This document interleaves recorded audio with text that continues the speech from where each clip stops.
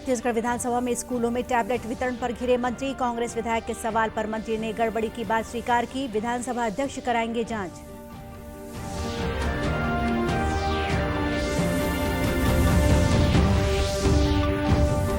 भाजपा की प्रदेश प्रभारी डी पुरंदेश्वरी 3 दिवसीय प्रवास पर छत्तीसगढ़ पहुंची। बस्तर सहित 4 जिलों का करेंगी दौरा।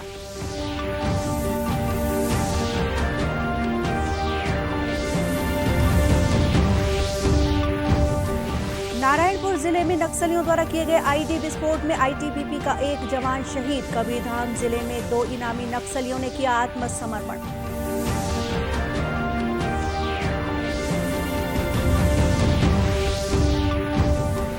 और भिलाई में आयोजित Chhattisgarh premier league cricket tournament का खिताब बस्तर टाइगर की टीम ने जीता।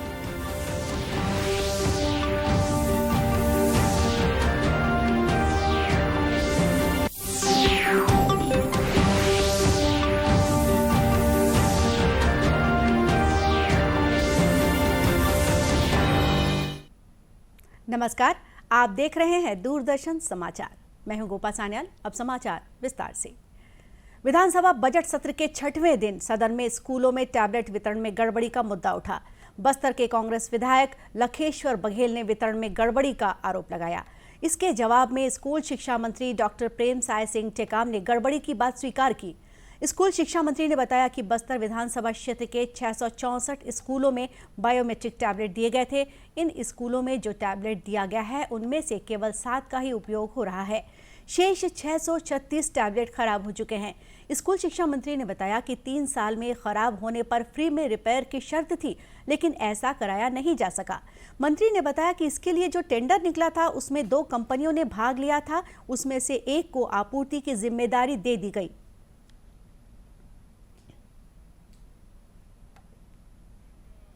जो मल्टी उपयोग जो होता है वो कितने दिन में खराब होता है? केवल 6 महीना 1 साल, उससे ज़्यादा चलता नहीं। इन्होंने जो नियम बनाया था कि 11,000 का जो टैबलेट था और उसमें रिपेयर के लिए भी उसमें 11,000 3 साल में उसमें रखा गया था। तो मुझे लगा कि ये उसमें कुछ न कुछ इसमें गड़बड़ी इसमें हुई है। फिर मैंने रैंडम चेक करवाया कि जो टैबलेट खराब हुए हैं क्या उसकी रिपेयर हो सकती है। तो जगदलपुर में एक शॉप में मैं मतलब भेजा वहाँ पर। उन्होंने कहा कि जो टैबलेट खराब हुए वो आपके वो रिपेयर नहीं हो सकते। तो ये इसमें गड़बड़ी इसमें हुई है। विधायक लखेश्वर बघेल ने इस पर सवाल उठाए। उन्होंने कहा कि यह भंडार क्रय नियमों का उल्लंघन है। जब स्पष्ट नियम है कि ऐसी खरीदी निविदा में कम से कम 3 प्रतिभागी जरूरी हैं, तो केवल 2 को बुलाकर खरीदी की प्रक्रिया कैसे पूरी की गई। लखेश्वर बघेल ने इस मामले में विधानसभा की समिति से जांच कराने की मांग की। बाद में मंत्री डॉक्टर टेकाम ने कहा कि इसमें जांच कराने की परिस्थितियां तो हैं। विधानसभा अध्यक्ष डॉक्टर चरण दास महंत ने कहा कि मंत्री की अगर 5% भी जांच की इच्छा है तो वे जांच की घोषणा करते हैं। भाजपा की राष्ट्रीय महामंत्री और प्रदेश प्रभारी डी पुरंदेश्वरी अपने 3 दिवसीय प्रवास पर आज छत्तीसगढ़ पहुंची। जगदलपुर में मां दंतेश्वरी एयरपोर्ट में भाजपा कार्यकर्ताओं ने उनका स्वागत किया। कल वे जगदलपुर में भाजपा कार्यसमिति की बैठक लेंगी। एयरपोर्ट से मीडिया से बातचीत करते हुए उन्होंने बताया कि हाल ही में 4 राज्यों के विधानसभा चुनाव में भाजपा को जो जबरदस्त कामयाबी मिली है, इससे छत्तीसगढ़ के कार्यकर्ता बहुत उत्साहित हैं और अगले चुनाव में वे यहां भी जीत हासिल करेंगे।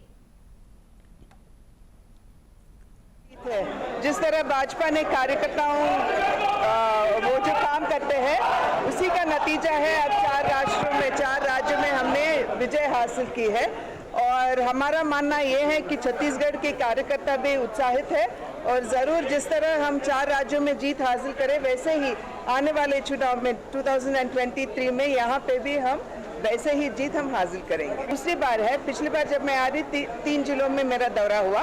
अब जो बचे हुए 4 जिले हैं उनमें मेरा दूसरे ये दौरा होगा मेरा।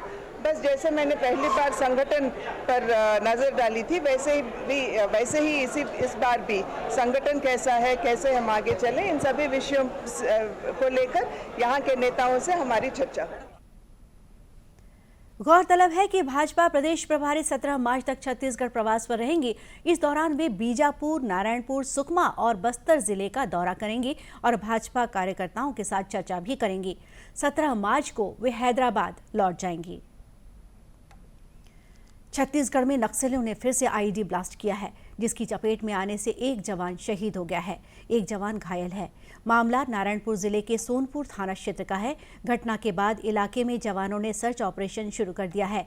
जानकारी के मुताबिक सोनपुर से डोंडरी बेड़ा के मध्य रोड निर्माण का काम चल रहा है।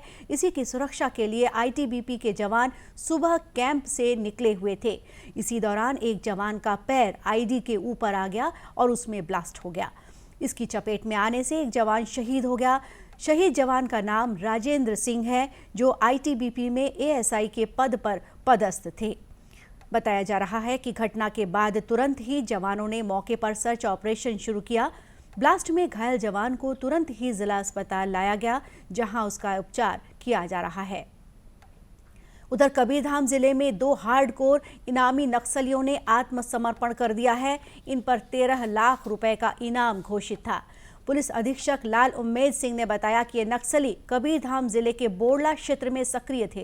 नीतियां हैं आत्मसमर्पण की और पुनर्वास नीति, उससे प्रभावित होकर और नक्सली विचारधारा को छोड़ने की मंशा से इनके द्वारा आज कौलगार आत्मसमर्पण किया गया।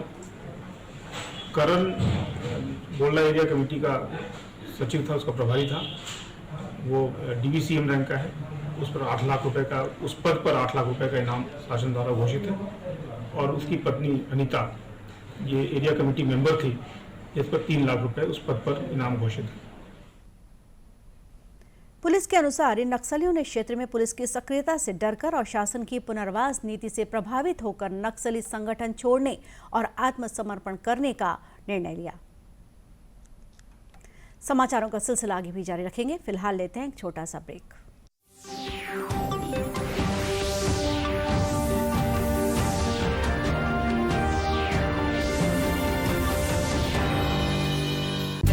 हमारा डेजर्ट आ गया पर हमारी चैंपियन नहीं आई अब तक। बिल भरने के पहले तो आएगी ना। सो गर्ल्स, क्या हो रहा है? बिल हो रहा है। चल अपना कार्ड दे। पिन दे। आरबीआई कहता है अपना पिन, ओटीपी, सीवीवी या इंटरनेट बैंकिंग पासवर्ड किसी को ना दे। ऑनलाइन बैंकिंग सिर्फ अपने ही कंप्यूटर, मोबाइल और सिक्योर नेटवर्क से करें। हाँ, ये खाने की चैंपियनशिप थी क्या? आरबीआई कहता है जानकार बनिए, सतर्क रहिए।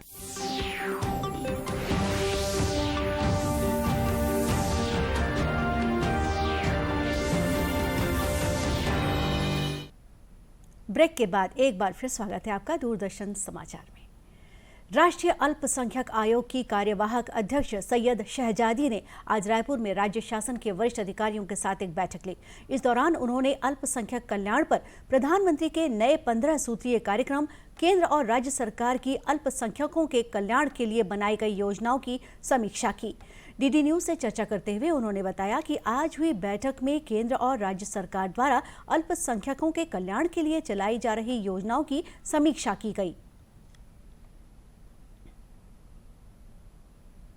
ये जो स्कीम चल रही हो, केंद्र सरकार से हो या राष्ट्र सरकार से हो, स्टेट गवर्नमेंट से हो, उनका रिव्यू के लिए आए थे और कहाँ पर क्या चल रहा है माइनॉरिटियों के लिए, उस विषय पर आज चर्चा हुई है।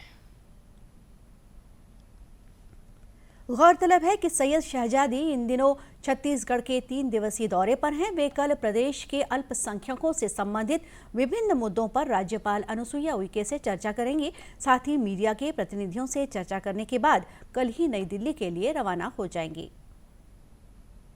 भिलाई में आयोजित Chhattisgarh premier league cricket tournament का खिताब बस्तर टाइगर की टीम ने जीत लिया है। कल खेले गए फाइनल मैच के रोमांचक मुकाबले में बस्तर टाइगर की टीम ने बिलासपुर की टीम को 3 विकेट से मात देकर खिताब पर कब्जा जमाया। पहले बैटिंग करने उतरी बिलासपुर की टीम ने निर्धारित 20 ओवरों में 141 रन बनाए। लक्ष्य का पीछा करने उत्तरी बस्तर टाइगर की टीम ने आखिरी ओवर की 5वीं गेंद पर निर्धारित लक्ष्य को पूरा कर खिताब पर कब्जा जमाया। कार्यक्रम में खेल और युवा कल्याण मंत्री उमेश पटेल मुख्य रूप से मौजूद थे।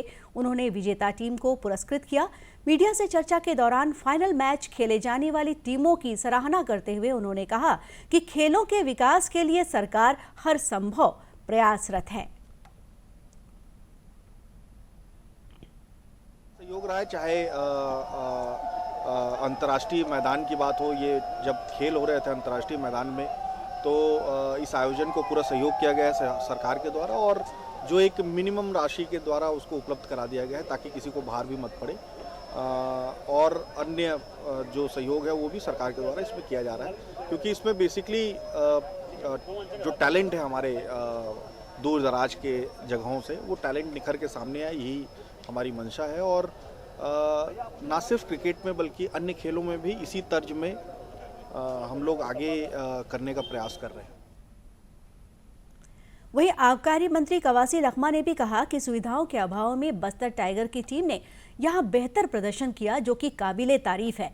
बस्तर टाइगर की टीम के खिलाड़ी कौशलेंद्र राठौर को उनके बेहतर प्रदर्शन के लिए मैन ऑफ द टूर्नामेंट के खिताब से नवाजा गया।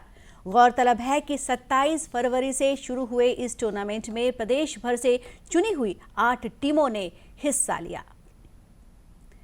बिलासपुर जिले के रतनपुर में आजादी का अमृत महोत्सव विषय पर आधारित चित्र प्रदर्शनी के तीसरे दिन विभिन्न प्रकार की जागरूकता प्रतियोगिताओं का आयोजन किया गया। सबसे पहले अमर सेनानी उधम सिंह को याद किया गया। इसके बाद देशभक्ति गीत और मेहंदी प्रतियोगिता का आयोजन हुआ। मेहंदी प्रतियोगिता में पूनम जोशी ने अमृत महोत्सव की प्रतिकृति बनाकर बाजी मारी। इन प्रतियोगिताओं में श्रेष्ठ प्रदर्शन करने वाले 57 प्रतिभागियों को पुरस्कृत किया गया। प्रादेशिक लोक संपर्क कार्यालय के प्रमुख शैलेश फाय ने चित्र प्रदर्शनी की विशेषताओं के बारे में जानकारी दी। 12 मार्च जो दांडी यात्रा के 90 वर्ष पूर्ण होने पर उन्होंने ये संकल्पना की, उसके बाद 2022 और 15 अगस्त 2023 तक इस आज़ादी के अमृत महोत्सव को बड़े जोर शोर से मनाएं। और मेरे कहने का तात्पर्य यह है कि ये कार्यक्रम न केवल 15 अगस्त 2022 जो कि 75वीं वर्षगांठ होगी हमारी आज़ादी की, बल्कि एक वर्ष और 15 अगस्त 2023 तक ये कार्यक्रम चलेंगे। कार्यक्रम में मुख्य अतिथि सीआरपीएफ के डीआईजी LN मिश्रा ने कहा कि प्रदर्शनी में भारत के आज़ादी आंदोलन के इतिहास को रेखांकित किया गया है। कार्यक्रम के विशिष्ट अतिथि और SCCR के CPRO साकेत रंजन ने वीर रस की कविता और वक्तव्य से आज़ादी का अमृत महोत्सव की महत्ता के बारे में बताया। राजभाषा अधिकारी विक्रम सिंह ने छत्तीसगढ़ी संदेश के माध्यम से अमृत महोत्सव पर प्रकाश डाला। प्रादेशिक लोक संपर्क कार्यालय रायपुर द्वारा इस कार्यक्रम का आयोजन किया गया। और इसी के साथ ये समाचार बुलेटिन यही समाप्त हुआ। विधानसभा समीक्षा थोड़ी ही देर में।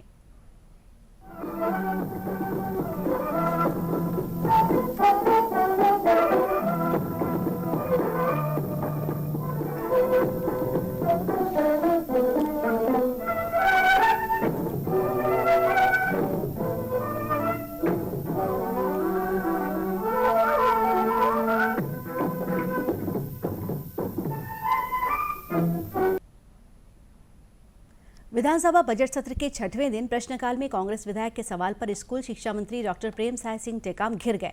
मामला स्कूलों के लिए खरीदे गए टैबलेट का था।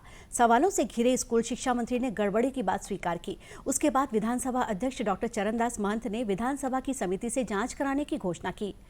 बस्तर से कांग्रेस विधायक लकेश्वर बघेल ने प्रश्नकाल में यह सवाल उठाया। उनके सवाल पर स्कूल शिक्षा मंत्री डॉक्टर प्रेमसाय सिंह टेकाम ने बताया कि बस्तर विधानसभा क्षेत्र के 643 स्कूलों में बायोमेट्रिक टैबलेट दिए गए थे। इसमें 141 लाख रुपए खर्च किए गए हैं। उनमें से केवल 7 टैबलेट का ही उपयोग हो रहा है। मंत्री ने बताया कि 3 साल में खराब होने पर फ्री में रिपेयर की शर्त थी, लेकिन ऐसा कराया नहीं जा सका। मंत्री ने बताया कि इसके लिए जो टेंडर निकला था उसमें 2 कंपनियों ने भाग लिया था। उसमें से एक को आपूर्ति की जिम्मेदारी दे दी गई। लखेश्वर बघेल ने इस मामले में विधानसभा की समिति से जांच कराने की मांग की। बाद में मंत्री डॉक्टर टेकाम ने कहा कि इसमें जांच कराने की परिस्थितियां तो हैं। विधानसभा अध्यक्ष डॉक्टर चरणदास महंत ने कहा कि मंत्री जी की अगर 5% भी जांच की इच्छा है तो वे जांच की घोषणा करते हैं। चिरमिरी विधायक डॉक्टर विनय जायसवाल ने कोरिया जिले के कई स्कूलों में अहाता नहीं होने का मुद्दा उठाया। कांग्रेस के छन्नी साहू ने खुज्जी क्षेत्र में जर्जर भवनों में स्कूल संचालित होने का मामला उठाया। स्कूल शिक्षा मंत्री ने कहा, ऐसे स्कूलों में पढ़ाई की वैकल्पिक व्यवस्था की जा रही है। विधानसभा अध्यक्ष ने कहा, जर्जर स्कूलों की प्राथमिकता के आधार पर निर्माण होना चाहिए। सदन में भाजपा विधायक अजय चंद्राकर ने शिक्षकों की भर्ती का मामला उठाया। चंद्राकर के सवाल पर स्कूल शिक्षा मंत्री ने बताया कि 7,571 शिक्षकों की भर्ती पूरी हुई है। विधानसभा में आज मुख्यमंत्री भूपेश बघेल ने एड्समेटा न्यायिक जांच आयोग की रिपोर्ट विधानसभा के पटल पर रखी। इसके अलावा नवा रायपुर में चल रहे किसान आंदोलन और किसान की मौत का मामला भी सदन में उठा। किसान की मौत पर विपक्ष सदन में स्थगन प्रस्ताव लेकर आई। भाजपा विधायक बृजमोहन अग्रवाल ने आंदोलनरत किसान के परिवार को 1 करोड़ रुपए मुआवजा और परिवार के एक सदस्य को सरकारी नौकरी देने की मांग की। और इसी के साथ विधानसभा समीक्षा समाप्त हुई। नमस्कार।